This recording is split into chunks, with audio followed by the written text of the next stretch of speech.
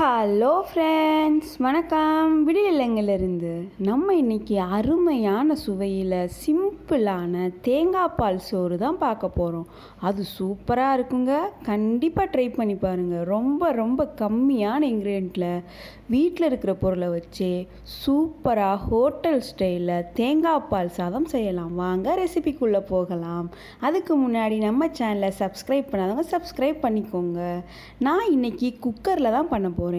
ஒரு 5 table spoon நான் refined oil தான் ஊற்றிருக்கேன். அடுத்து ஒரு 3 டேபிள் ஸ்பூன் நெய் ஊற்றிக்கோங்க.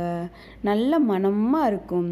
நெய்யும் எண்ணெயும் நல்லா சுட்டு வந்த உடனே ஒரு பட்டை, 2 பிரியாணி இலை, இதுக்கு முக்கியமானது கல்பாசின்னு சொல்லுவாங்க பார்த்தீங்களா, அதாங்க ரொம்ப அரோமாவாக இருக்கும். வேறு எந்த ஸ்பைசஸுமே தேவையில்லை. இந்த அளவுக்கு கல்பாசி போட்டுக்கோங்க. அதுக்கடுத்து ஒரு மீடியம் சைஸ் வெங்காயத்தை நான் நீல வாக்கில் நறுக்கி வச்சுருக்கேன். அதையும் போட்டு நல்லா வதக்கிக்கோங்க. இந்த பிரியாணி அளவுக்கு வதக்கணுன்னே தேவையில்லைங்க. லைட்டாக கலர் சேஞ்ச் ஆகிற வரையும் வதக்கினாலே போதும். இதுக்கு ரொம்ப மசாலா எதுவுமே தேவையில்லை. நம்ம இப்போ போட்டிருக்கோம் பாருங்கள், பட்டை, கிராம்பு, ஏலக்காய், அவ்வளோதான். வேறு எந்த மசாலாவும் நான் சேர்க்க போகிறதே இல்லை. இது மாதிரியே நல்லா வெந்து வந்த உடனே நம்ம 4 பச்சை மிளகா, இதுக்கு காரமே தேவையில்லை. ஏன்னா இந்த தேங்காய் பால் சாதம் சாப்பிட்டாலே வவுறு புண்ணெல்லாம் ஆறும்னு சொல்லுவாங்க. அதனால நம்ம உரப்பு இல்லாமல் ஒரு மீடியம் சைஸ் தக்காளியும் சேர்த்து நல்லா வதக்கிக்கிறோம்.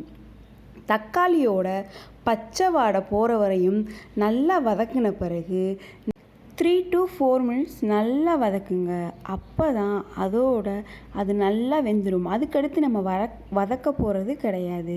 இதுக்கடுத்து நான் சின்ன டீஸ்பூனில் ஒரு 2 ஸ்பூன் இஞ்சி பூண்டு விழுது சேர்த்துருக்கேன். ரெண்டுமே சமமான அளவு. 50 கிராம் பூண்டு, 50 கிராம் இஞ்சி.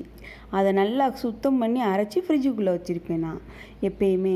அதே மாதிரி கொஞ்சோண்டு ஒரு 4 விரல் சேர்த்து எடுத்திங்கன்னா புதினா கொத்தமல்லி வரும் பார்த்தீங்களா, அது மாதிரி அளவில் நல்லா வதக்கிக்கோங்க. நான் இது எல்லாமே ஹை ஃப்ளேமில் வதக்கலை, மீடியம் ஃப்ளேமில் தான் வச்சுருக்கேன். சம்டைம்ஸ் இது டக்குன்னு வதங்கிடும். நம்மளுக்கு தேங்காய் பால் சாதம் கலர் மாறிடும். நம்மளுக்கு கலரே மாறாது. நம்ம ஊற்றும் போது அப்படியே அந்த தக்காளி கலர் வரும். சிவப்பு கலர் இருக்குது பார்த்தீங்களா, அது மாதிரி வரும். அதுக்கடுத்து வெந்து வந்தோன்னா கலர் மாறிடும். நான் ஒரு அரை முடி தேங்காய் எடுத்து நல்லா கட்டியாக அரைச்சி வச்சுருக்கேன்.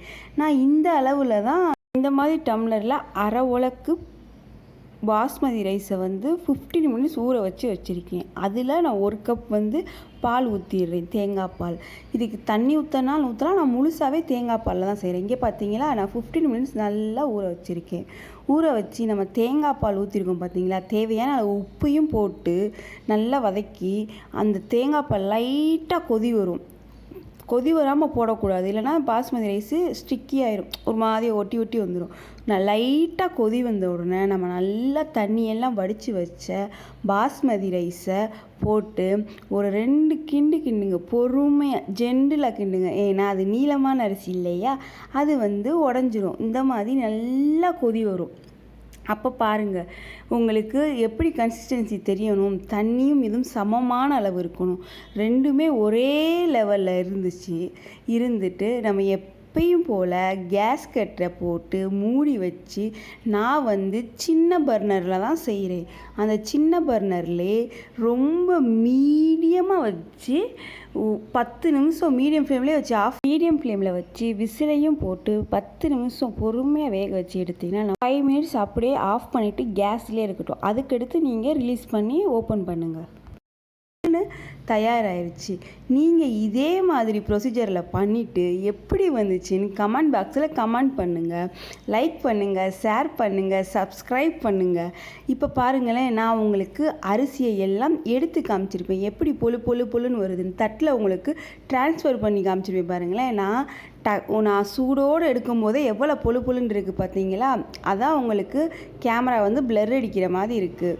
அப்போனா ஆறி போனால் எவ்வளோ புழுன்னு இருக்கும் பார்த்தீங்களா. இதே மெத்தடில் இதே மாதிரி ஃபாலோ பண்ணி பார்த்துட்டு எப்படி இருந்துச்சுன்னு சொல்லுங்கள்.